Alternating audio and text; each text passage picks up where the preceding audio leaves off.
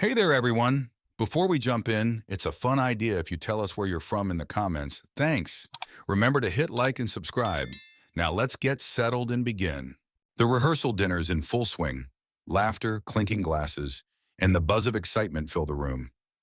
Everyone's here. My friends, my family, her family. I should be feeling the same excitement, but there's a nagging feeling in the pit of my stomach that I can't shake. It's as if a dark cloud hovers over what should be the happiest time of my life. I glance across the room at her, my fiancée, soon to be my wife. She's the picture of perfection, radiating beauty and charm as she moves through the room, talking to everyone, making them feel special. She's always had that effect on people. It's what drew me to her in the first place. She swept me off my feet, made me believe in love again, and I, like a fool, fell for it completely. I'm a man who's worked hard for everything I have. My business, my home, my life. It's all been built from the ground up with sweat and sacrifice. I thought I'd finally found someone to share it with, someone who understood and appreciated the life I've built. But lately there's been a shift. I've noticed the little things, a flicker of irritation when I talk about my work, a coldness in her touch that wasn't there before. I've been trying to ignore it, to chalk it up to wedding stress, but that gnawing feeling keeps growing. As I watch her now laughing with her friends, I wonder if I'm just being paranoid. But I've learned to trust my instincts. They've never failed me before. The first time we met, I was drawn to her like a magnet. Her confidence, her wit, her beauty, it was all intoxicating. We had chemistry that sizzled, both in and out of the bedroom. Our nights together were filled with a heat that I'd never experienced before, a connection that seemed deeper than anything I'd known. But now, as I stand here watching her, there's a chill in the air. I can't pinpoint what's changed, but something has. I've spent years honing my ability to read people, to understand their motives, but with her, it feels like there's a mask I can't see through. I walk to the bar, needing a drink to steady my nerves. The bartender hands me a glass of whiskey, and I down it in one gulp, feeling the burn as it slides down my throat. My mind is racing, trying to piece together the puzzle of what's been bothering me, and then it happens. As I pass by the hallway leading to the restrooms, I hear her voice. Soft, low, but unmistakable. I stop in my tracks, my heart pounding. She's on the phone, speaking in a tone I've never heard before. Intimate, secretive. I shouldn't listen, but I can't help myself. The words that follow shatter my world, revealing a truth I never saw coming. Everything I thought I knew, everything I believed in, it's all been a lie. The moment I hear her voice, everything stops. The world around me fades into a dull hum as her words cut through the air like a blade. I stand frozen in the hallway, every muscle tense, my heart pounding in my chest.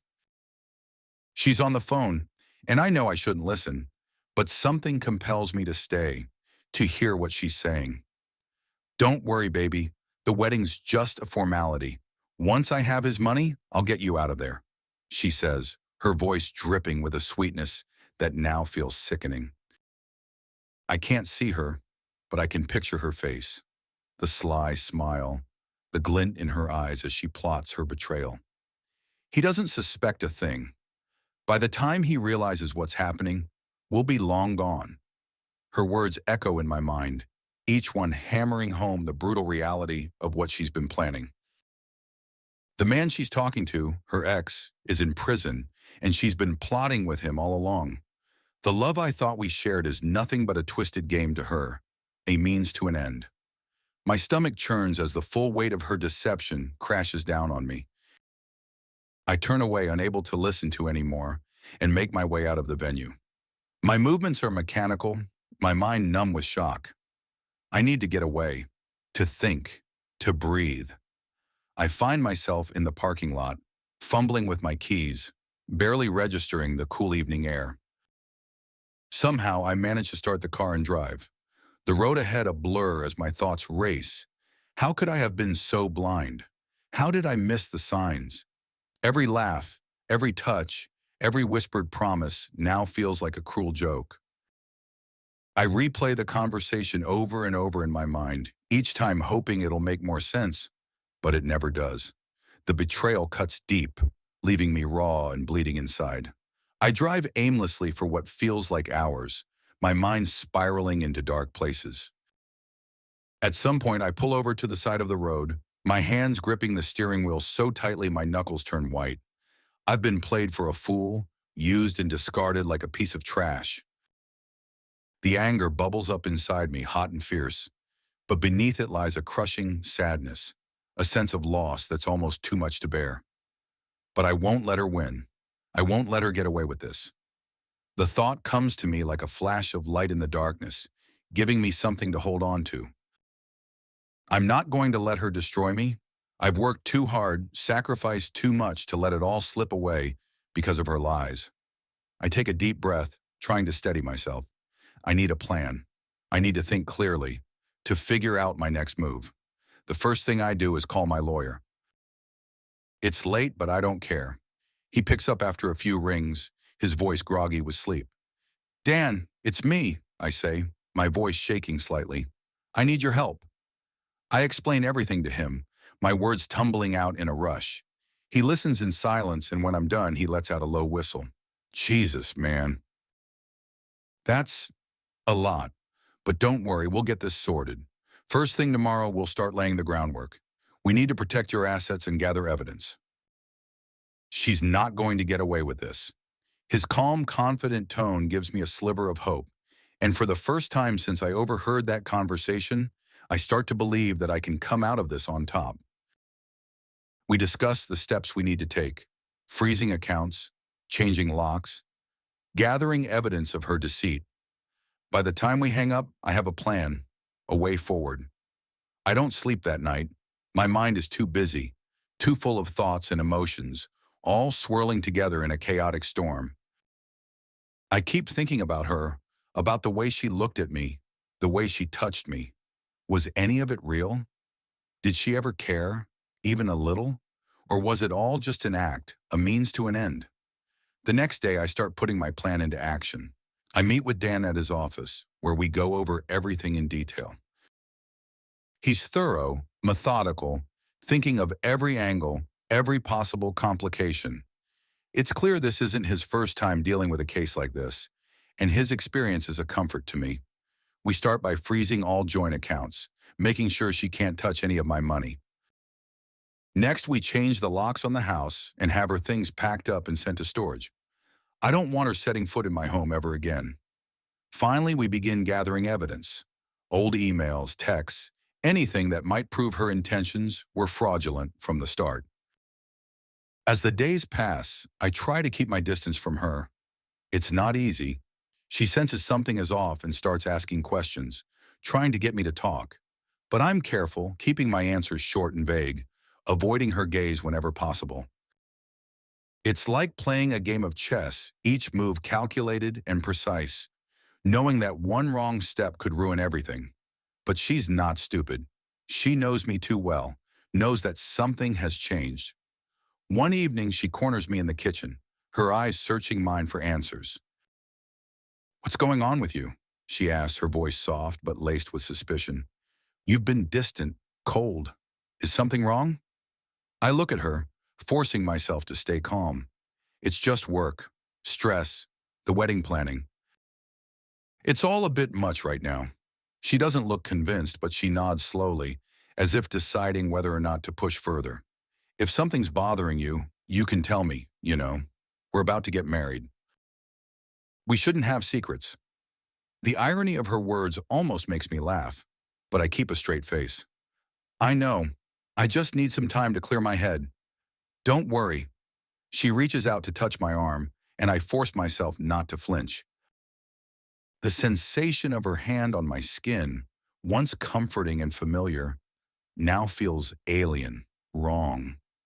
I pull away as gently as I can, offering her a weak smile. "I'm going to head out for a bit, get some fresh air." She watches me leave, a flicker of doubt in her eyes, but she doesn't follow. I walk out of the house, my heart pounding. The tension is almost unbearable, but I know I have to keep it together for just a little longer.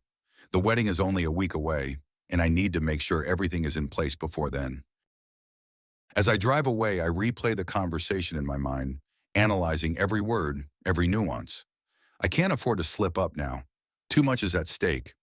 I remind myself of what I stand to lose if I don't see this through. My money, my reputation, my life as I know it. She took advantage of my love, used it against me. But now I'm turning the tables. The days leading up to the wedding are a blur of preparation and tension. Every moment with her is a test of my resolve. Every interaction a reminder of the betrayal I'm hiding, just beneath the surface. I've become an actor in my own life, playing the role of the loving fiancé while plotting her downfall behind the scenes. The night before the wedding, I barely sleep. I lie awake, staring at the ceiling, my mind racing with thoughts of what's to come.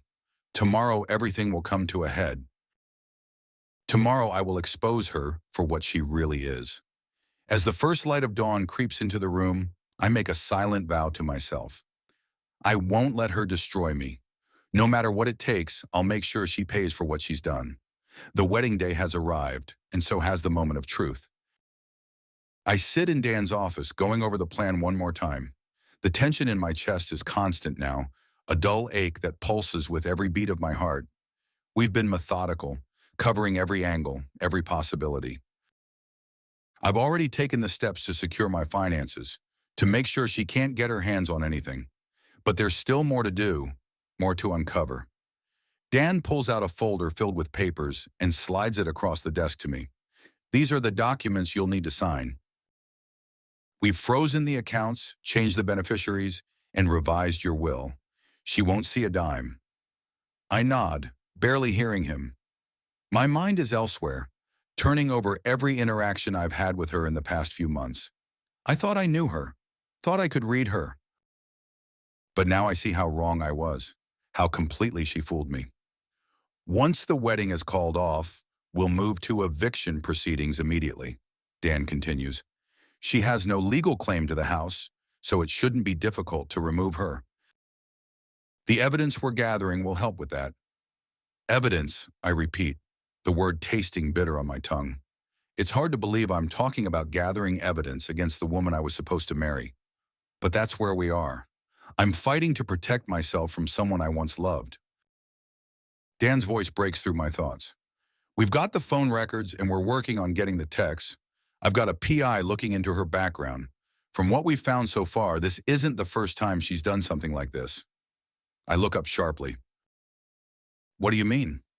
Dan leans back in his chair, his expression grim. She has a history, multiple engagements, all with wealthy men, all ending suddenly. It seems she's made a habit of getting close to money, then moving on when things don't go her way. A cold wave of nausea washes over me. How could I have missed this? She's good at what she does, Dan says, his tone matter-of-fact. These people are con artists. They know how to play the game. I swallow hard, trying to push down the rising bile. The reality of it all is overwhelming, but I can't afford to lose focus now. There's too much at stake. As the days tick by, I distance myself from her more and more. She notices, of course. She's not stupid. Every time I pull away, I see the flash of suspicion in her eyes, the way she studies me, trying to figure out what's changed. One evening, she confronts me again. We're in the living room, the wedding just days away, and the tension between us is palpable. You've been acting strange, she says, her voice tight. Is something going on? Are you having second thoughts? I shake my head, forcing a smile. Just stressed. The wedding, work, it's a lot to handle. She doesn't buy it. I can see it in her eyes. She's weighing her options, trying to decide if she should push me or back off.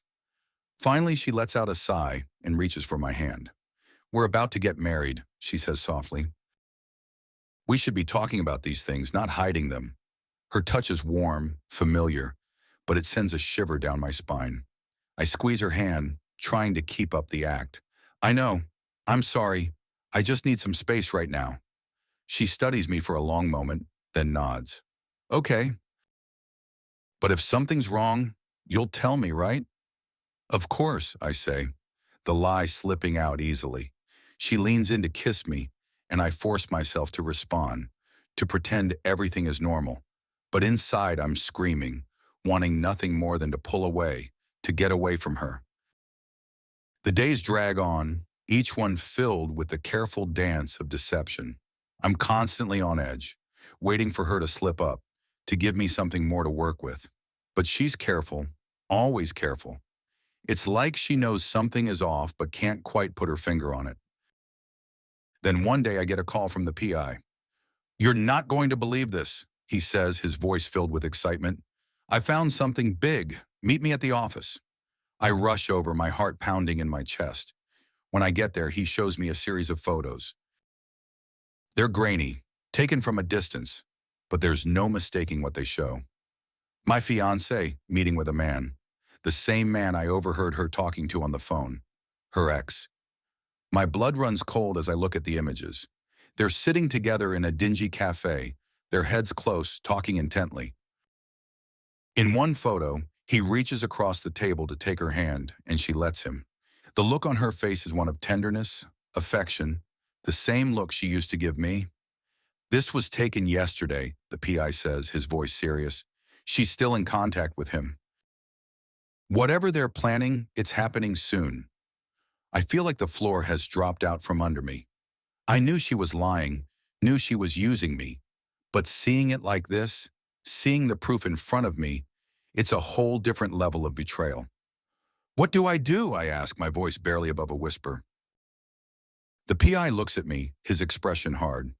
"You've got to act fast. Whatever their plan is, it's about to go down. If you wait too long, you could lose everything." I nod, my mind racing. The wedding is just days away. If I'm going to stop this, it has to be now. I leave the office, my thoughts a whirlwind of anger and determination. I'm done playing nice. I'm done pretending. It's time to end this. The next few days are a blur of preparation. I finalize everything with Dan, making sure the legal protections are in place. I get the eviction papers ready, have them drawn up and waiting to be served. I even write out a statement for the press, anticipating the media storm that will follow. Through it all, I maintain the facade. I smile when she smiles, hold her when she reaches for me. But inside, I'm seething, counting down the minutes until I can finally tear her world apart. The night before the wedding, she tries to seduce me. She slips into bed wearing nothing but a thin silk nightgown, her body pressed up against mine. Her hands roam over my chest, her lips trailing kisses along my neck. It's a move she's used before, one that always worked to distract me, to make me forget whatever was on my mind. But not this time. I force myself to respond, to pretend I'm still under her spell, but my mind is elsewhere, already planning the next day, imagining the look on her face when everything comes crashing down. As she kisses me, I close my eyes and let the anger wash over me. Let it fuel the resolve I need to see this through. This is the last time she'll ever touch me, the last time she'll ever use me. Tomorrow it all ends.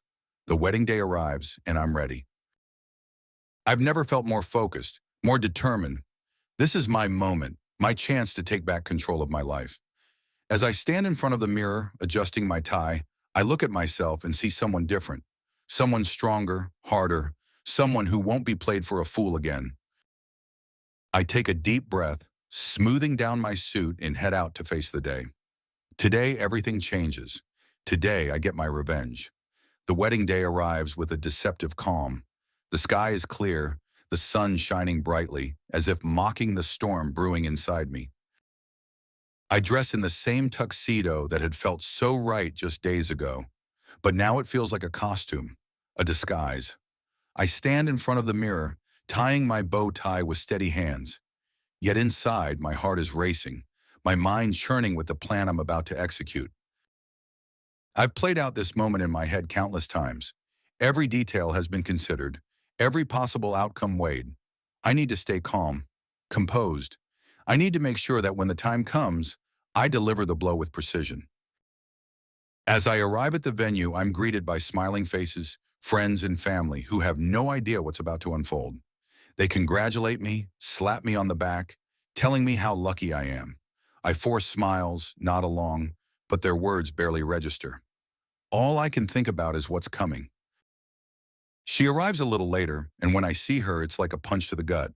She looks stunning, of course, her dress flowing like liquid silk, her hair styled in soft waves that frame her face. The sight of her takes me back to all the moments we shared, all the times I believed in her lies. But I can't afford to get sentimental now. I've come too far to let emotions derail me. We exchange pleasantries, the photographers snapping away, capturing what they think are the happiest moments of our lives. She's playing her part perfectly, smiling, laughing, even stealing glances at me that I know are meant to seem loving. But all I see is the woman who betrayed me, who planned to rob me blind and leave me for dead. The ceremony begins, the guests settling into their seats, the music soft and romantic. I stand at the altar, feeling the weight of what's about to happen pressing down on me. She walks down the aisle, her eyes locked on mine, and for a moment I almost falter. Almost. But then I remember the phone call, the photos, the lies. I steel myself, pushing down the emotions that threaten to surface. I remind myself of why I'm doing this, of what she deserves. She reaches the altar, takes my hand, and we turn to face the officiant. The words wash over me, barely heard. My focus is on her, on the way her hand feels in mine, so warm and soft, and yet so cold beneath the surface. When it's time for the vows, I take a deep breath. This is it, the moment I've been waiting for. I, John, take you, Sarah, to be my lawfully wedded wife, I begin, my voice steady, though my heart is pounding, to have and to hold from this day forward, for better or for worse. I pause and I see her smile, a small, almost imperceptible curve of her lips. She thinks she's won, that she's about to pull off the con of her life. For richer, for poorer, I continue, and then I stop. I meet her eyes, and in that instant, I see a flicker of something, a hint of unease, perhaps. She knows something's wrong. In sickness and in health, I say, my voice lower now, until death do us part. And then I turn to the guests, to our friends and family, and I speak the words that change everything. But before we continue, I have something to say, I announce, my voice carrying through the room. I feel her hand tighten on mine, but I don't look at her. My focus is on the crowd, on the gasps and whispers that ripple through them. I've recently discovered something about Sarah, I say, my voice calm, but laced with a cold fury. Something that I believe all of you deserve to know before we go any further. I let the words hang in the air, watching as confusion and concern spread across the faces of those gathered. Sarah's hand slips from mine, and I finally turn to face her. Her expression is one of shock, fear even, and I relish the moment. She knows I've got her. Sarah, I say, my voice now laced with the bitterness I've been holding back, has been lying to me, and to all of us. She's been plotting with her ex, who's currently in prison, to steal my money and leave me ruined. The room erupts in gasps, a collective intake of breath as the truth hits them. Sarah's face pales, her mouth opening and closing as she struggles to find words to defend herself, but I don't give her the chance. I have the evidence, I continue, pulling out the envelope Dan prepared for me. Phone records, photographs, proof of her deceit. I hand the envelope to the officiant, who stares at it in stunned silence, unsure what to do. I don't care. This isn't about protocol anymore. This is about exposing her for what she really is. Sarah tries to speak, to stammer out some kind of denial, but I cut her off. It's over, Sarah, I say, my voice hard. You've been caught. There's a commotion at the back of the room, and I turn to see the authorities Dan alerted entering the venue. The sight of them sends a ripple of panic through the crowd, and Sarah's face twists in fear. No, she whispers, her eyes wide as she backs away from me. This can't be happening. But it is. The officers approach her, their expressions grim, and I watch as they take her by the arm. You're under arrest for marriage fraud, one of them says, reading her rights as they begin to lead her away. Sarah struggles, her pleas and protests echoing through the now silent room. John, please, you don't understand. I can explain. but I don't want to hear it. I've heard enough lies to last a lifetime. As they take her away, the guests sit in stunned silence, the reality of what just happened sinking in. I stand there feeling a strange mix of emotions, relief, sadness, and a hollow sense of victory. I've done what I set out to do. I've exposed her, stopped her from ruining my life. But as I watch her being led away, I can't help but feel a deep, gnawing emptiness where my love for her used to be. The ceremony is over. The guests begin to disperse, murmuring in hushed tones, casting glances at me that are filled with a mix of pity and shock. I nod to Dan, who gives me a grim nod in return, understanding that there's nothing left to say. I walk out of the venue, the sun still shining brightly, as if nothing has changed, but everything has. My life, my future. It's all different now. I've taken back control, but the cost has been high. As I get into my car, I take a deep breath, trying to steady myself. The adrenaline is wearing off, leaving me feeling drained, hollow. I start the engine and drive away, leaving the chaos behind. For the first time in weeks, I feel a sense of peace, a sense that I've done what needed to be done. But that peace is tinged with a sadness I can't quite shake. I've won, but the victory feels empty.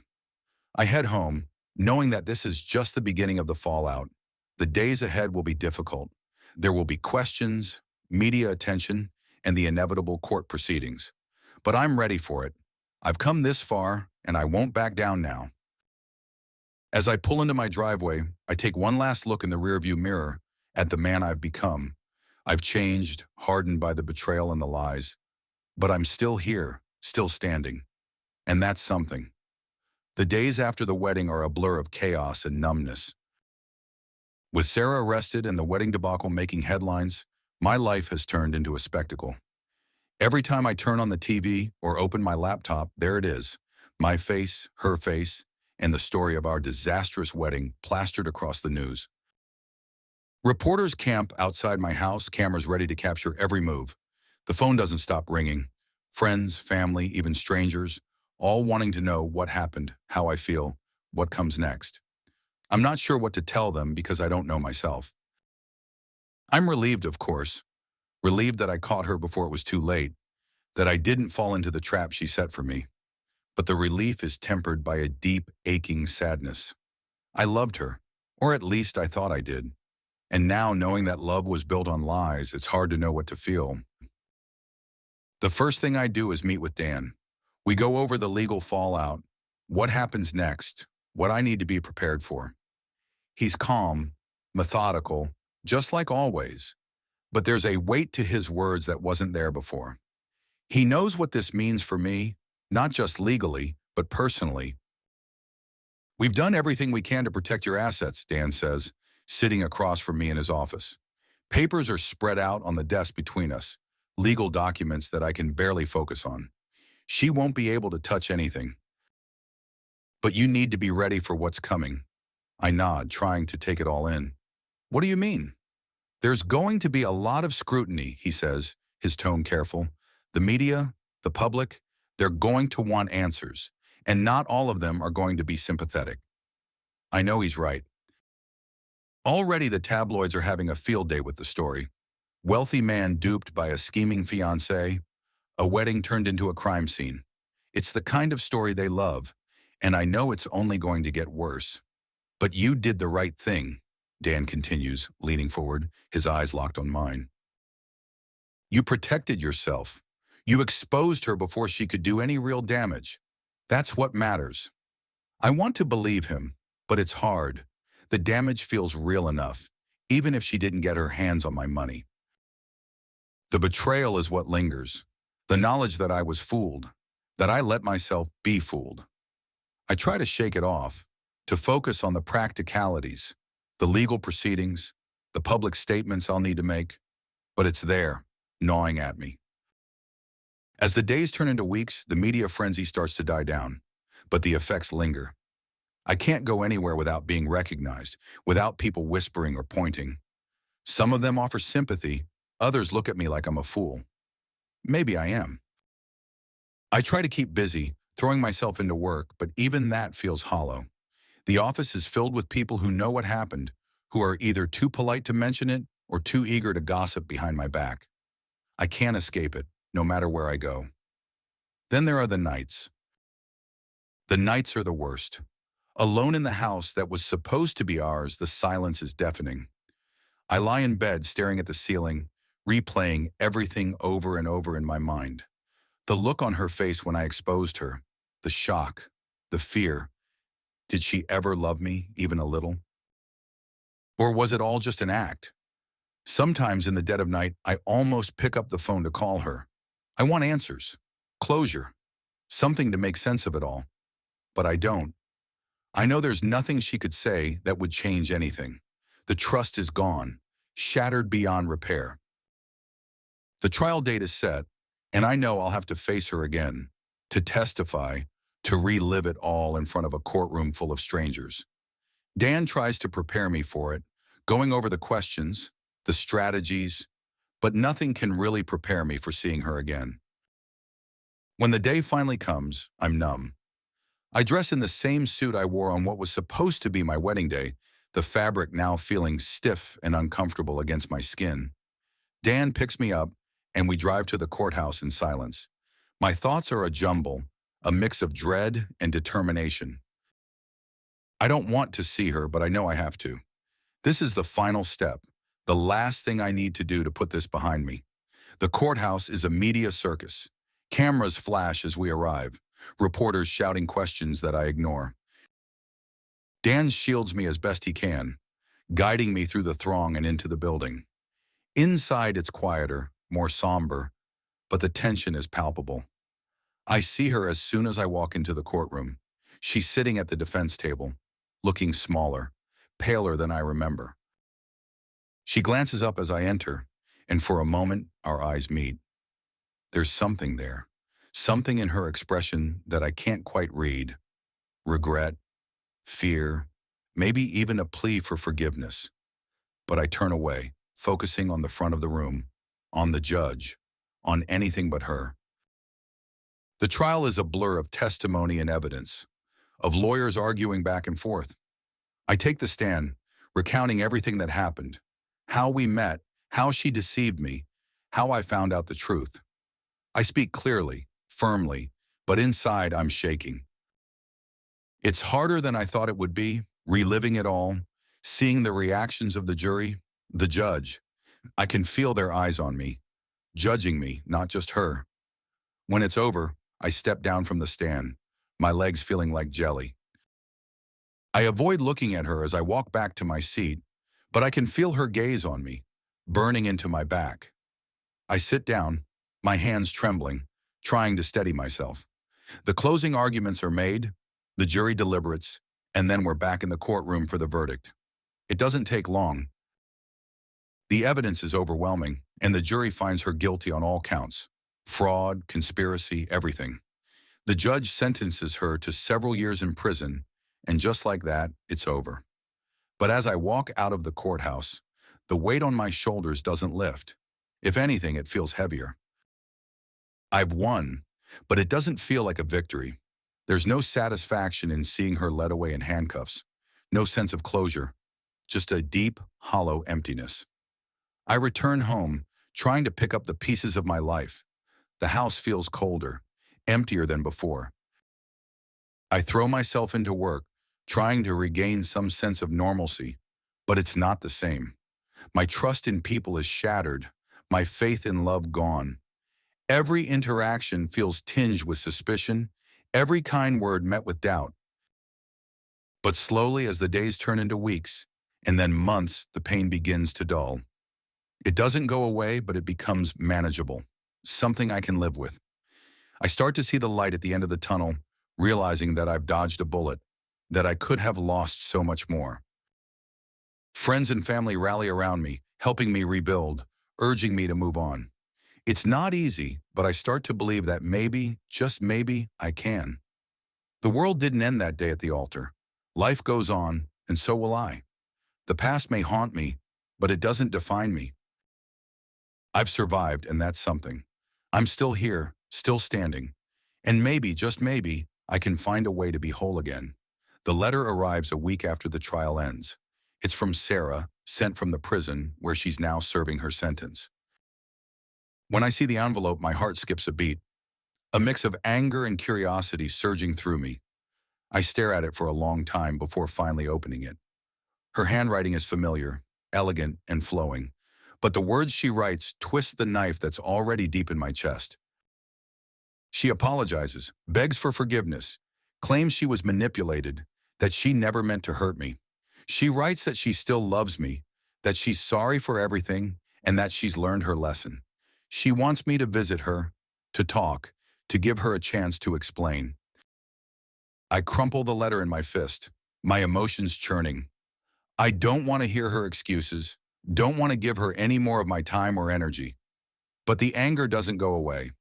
It gnaws at me day after day until I realize that I need to confront her one last time, not for her, but for me. The next morning I call Dan. He doesn't ask why I want to see her. He just arranges the visit. A few days later, I'm driving to the prison, my stomach in knots. I tell myself that this is the final step, the last piece of closure I need to move on with my life. But as I get closer, doubts start creeping in. What if she tries to manipulate me again? What if I'm not as strong as I think I am? The prison is a cold, gray building, imposing and lifeless.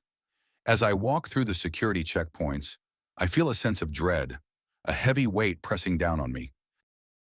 I follow the guard to the visitation room, my footsteps echoing off the concrete walls. When I step inside, I see her sitting at a table, her hands folded in front of her, her face pale and drawn. She looks up as I enter, and for a moment, we just stare at each other. It's the first time I've seen her since the wedding, since everything fell apart. She looks different, thinner, older, her eyes hollow and haunted. But there's still a spark in them, a flicker of the woman I once loved. "John," she says softly, her voice cracking. I sit down across from her, keeping my expression neutral. "Sarah?" She reaches out as if to take my hand, but I pull back, crossing my arms over my chest. Her face falls and, for a moment, she just sits there, looking lost. "I know you don't want to be here," she says finally. "I know I don't deserve it, but I had to see you, had to try to make things right." "Make things right?" I repeat, my voice cold. "You think you can make this right?" Tears well up in her eyes and she looks down at the table. "I was wrong, John. I know that. I let myself get caught up in something terrible. I was scared, desperate. I made a huge mistake."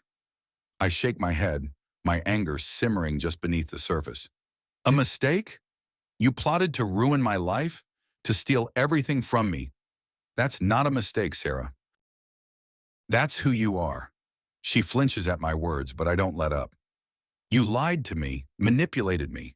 You made me believe that you loved me, that we had a future together. But it was all a lie." "I did love you," she whispers, looking up at me with tear-filled eyes. "I still do." The words sting, but I force myself to stay calm. "You don't know what love is. You never did." There's a long silence, the weight of my words hanging in the air between us. Finally, she wipes her eyes and takes a deep breath. "I know I can't undo what I've done, but I'm asking for your forgiveness, John. Not for me, for you. So you can move on, so you can find peace." I stare at her, trying to make sense of what she's saying. I don't want to forgive her. I want to hate her, to hold on to that anger.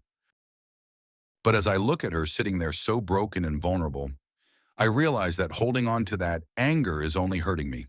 She's already lost everything. I'm the one still carrying the weight.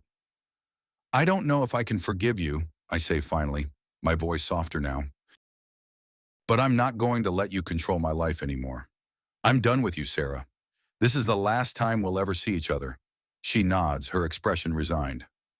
"I understand. I wanted to tell you that I'm sorry." I stand up, ready to leave, but something makes me pause. I look at her one last time, and for a brief moment, I see the woman I thought I loved. The woman who made me believe in a future that was never real. Goodbye, Sarah, I say, and then I turn and walk away. As I leave the prison, I feel a strange sense of relief. The visit didn't bring the closure I was hoping for, but it gave me something else, a sense of finality, of an ending. I know now that I can move on, that I can start to rebuild my life without her shadow hanging over me. The trial was just the beginning of the end, but this is the real end. As I drive away, I feel a weight lift off my shoulders, the first light of freedom after a long, dark tunnel. In the weeks that follow, the media slowly loses interest in the story. The headlines shift to the next scandal, the next drama, and I'm left to pick up the pieces of my life in peace. It's not easy. The trust I once had in people is gone, replaced by a wariness that I can't seem to shake. I question everyone's motives, second guess every interaction, but I'm learning to live with it, to rebuild brick by brick. I start seeing a therapist, something I never thought I'd do. It helps to talk, to unravel the tangled mess of emotions that Sarah left behind. The therapist tells me that it's okay to be angry, that it's okay to grieve for what I lost. But she also tells me that I need to let go, to forgive, not just Sarah, but myself. I'm working on that. It's slow, painful, but I'm getting there. I'm starting to believe that maybe one day I'll be able to trust again. Maybe not today or tomorrow, but someday. Then one day, I'm at a coffee shop just trying to relax, when I notice a woman sitting at the table next to mine. She's reading a book, her face partially hidden by a cascade of dark hair. There's something about her that catches my attention, something genuine, unguarded. She looks up and catches me staring. I feel a blush creep up my neck, but she just smiles. A warm, friendly smile that makes me feel something I haven't felt in a long time. Hope. "Hi," she says, her voice soft, inviting. "Hi," I reply, feeling a tentative smile tug at my lips. We start talking, just small talk at first, but there's a connection, a spark that I haven't felt in what seems like forever. It's different this time. There's no rush, no need to impress, just a simple, honest conversation between two people who might be something more. As I leave the coffee shop that day, I realize that I'm not as broken as I thought. I'm still here, still capable of feeling, of connecting. The future doesn't seem so bleak anymore. There's a road ahead, one that I'm ready to walk step by step. And as I drive away, I feel something I haven't felt in a long time, a sense of hope, a belief that maybe, just maybe, everything is going to be okay. I sit in my living room, staring out the window at the world beyond, lost in thought. It's been months since the trial, months since I walked out of that courtroom, leaving Sarah and everything she did behind. But the memories still linger, haunting me in quiet moments like this one. I've spent so much time reflecting on what happened, trying to make sense of it all. How did I let myself get so blinded by love? How did I fall for her lies? The questions swirl in my mind, but I've learned that there are no easy answers. Sometimes people are just good at hiding who they really are. But I've also come to realize something else. I'm stronger now. What she did to me, as devastating as it was, didn't break me. It changed me, yes, but it didn't destroy me. I've come out the other side more resilient, more aware of the dangers that lurk beneath the surface of a seemingly perfect life. I've started to rebuild. I sold the house that was supposed to be our home, unable to live with the memories it held. I moved into a new place, a smaller, more modest apartment where I can start fresh. It's not much, but it's mine, and that's enough. Work has been a welcome distraction. I've thrown myself into it, taking on new projects, pushing myself harder than ever. It helps to keep busy, to focus on something other than the past. My colleagues have been supportive, though I can see the pity in their eyes. They don't know what to say, and that's okay. I don't need their words. I just need to keep moving forward. Then there's the woman from the coffee shop. Her name is Emily, and we've seen each other a few times since that first meeting. She's kind, thoughtful, and there's a gentleness about her that I find comforting. We're taking things slow, No rush, just getting to know each other. It's different from what I had with Sarah. There's no intensity, no whirlwind romance. But maybe that's a good thing. Maybe that's what I need right now. I'm cautious, though. The walls I've built around myself are still there, and I'm not ready to let them down completely. Emily seems to understand that, never pushing, always giving me space when I need it. I appreciate that more than I can say. But even as I start to move on, there's a part of me that remains on guard, always looking for the next threat, the next betrayal. It's a hard way to live, but it's the price I pay for what happened. Trust doesn't come easily anymore, and I'm not sure it ever will. Today, as I sit here, I realize that it's time to take another step forward. The past will always be a part of me, but it doesn't have to define me. I've learned from it, grown from it, and now I'm ready to leave it behind. I get up, grab my keys, and head out the door. The sun is shining, and the air is crisp and cool. A perfect day for a drive. I get into my car, the familiar hum of the engine soothing my nerves as I pull out of the driveway. As I drive, I think about the future. There's still so much uncertainty, so much I don't know about where I'm headed. But for the first time in a long while, that uncertainty doesn't scare me. It excites me. I think about Emily, about the potential for something real, something honest. I'm not naive. I know there are no guarantees, but I'm willing to take the risk, to open myself up to the possibility of love again. I'm ready to give it a chance, even if it means getting hurt. And that's the biggest change of all. I'm no longer afraid of what might happen. I've been through the worst, faced my darkest fears, and I'm still standing. I can handle whatever comes next. The road stretches out before me, winding through the countryside, a symbol of the journey I'm on. It's not a straight path, and there will be bumps along the way, but I'm ready for it. I'm ready to see where it leads. I think about Sarah one last time as I drive. I hope she finds whatever peace she's looking for, but I know that her story is no longer my concern. I've closed that chapter, and now it's time to start a new one. The sun dips lower in the sky, casting a golden glow over the landscape. I feel a sense of calm, a sense of acceptance that has been a long time coming. I've done the hard work, faced the pain, and now it's time to move forward. As I turn onto a new road, the future feels wide open, full of possibilities. I don't know what's waiting for me around the next bend, but I'm ready to find out. And for the first time in what feels like forever, I allow myself to smile. Really smile. It's not the smile of a man who's forgotten his past, but the smile of a man who's learned from it, who's stronger because of it. I drive on, leaving the shadows behind, and for the first time in a long time, I feel hope. Hope for a future that's not defined by what I've lost, but by what I still have to gain. Whatever comes next, I know I'm ready. The road is long, but it's mine to travel. And with each mile I put between myself and the past, I feel a little lighter, a little freer. I've survived, I've grown.